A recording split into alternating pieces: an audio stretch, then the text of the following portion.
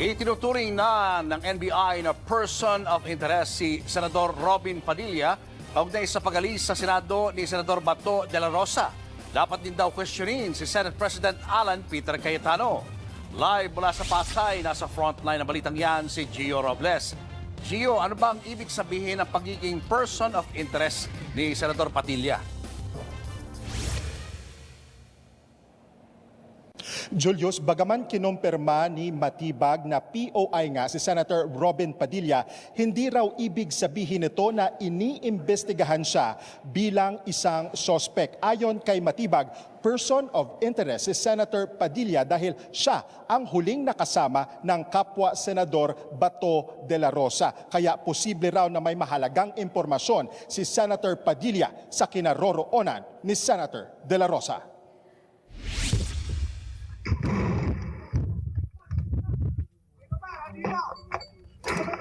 Napadapa ang ilang ahente ng National Bureau of Investigation na nasa GSIS building nang marinig ang putok ng baril. Nakunan ang eksenang yan sa body-worn cameras ng mga ahente na nasa ground floor ng GSIS building. Dito sa ground floor sa Senate yung nagkakali yung putok. Wala naman sa bahaging yon ng gusali ang pamamaril at nasa ikalawang palapag.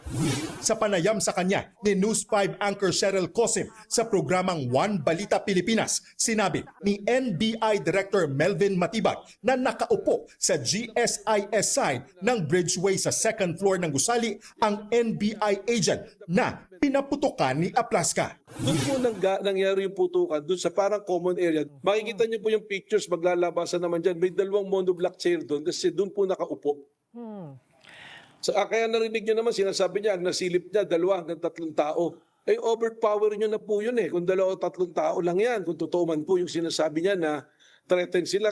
Inilahad din ni Matibag na itinuturing na person of interest ng NBI si Senator Robin Padilla kaugnay sa kinaroroonan ng kapwa Senador Bato de la Rosa.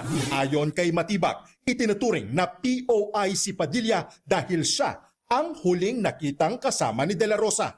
Hindi raw ibig sabihin yan ay tinutugis ng NBI si Padilla.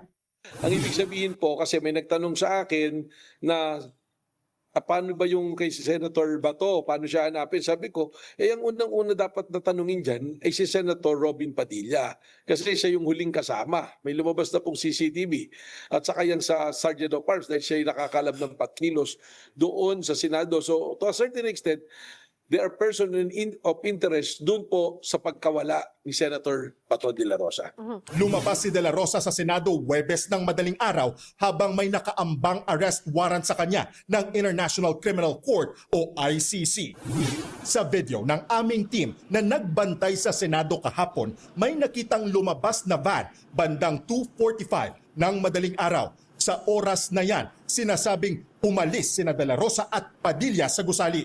May kasunod itong puting SUV na may sticker ng Pasay Police. Hindi naman malinaw o maaaninag kung sino ang mga sakay nito. Bago tumakas, isinailalim sa protective custody ng Senado si de la Rosa. Para kay Matibag, komplikado ang sitwasyon ni de la Rosa dahil sa magkaibang interpretasyon ng protective custody na ibinigay ng Senado. Habang ang Senado raw ay nagbigay ng proteksyon, tila ito rin ang naging daan para makalabas si de la Rosa. Tama po. Hindi pwedeng hulihin pero pwedeng paalisin. Pwedeng patakasin. Ganun po yung nangyari. Nasabi natin, i-honor natin yung kanila pong resolution na yon. Kumbaga po, harap-harap kami ron, si Senator Alan Peter Cayetano, lalaking usapan po yun. Na kumbaga, we honor it and it should be honored by both parties. Ang bagong Senate President Alan Peter Cayetano ang nagbigay ng protective custody kay de la Rosa. Kaya ayon kay Matibag, mas mabuti raw na tanungin din si Senator Cayetano kung nasaan ngayon si de la Rosa. Unang-una na po si Senate President Alan Peter Cayetano kasi siya po ang Senate President, siyang pinakang namumuno sa Senado at sila po yung nagsabi na ang protective custody ng Senado si Senator Bato. So, yung sabihin po niyan, they have the commitment to protect him, yung kanyang well-being, yung kanyang safety.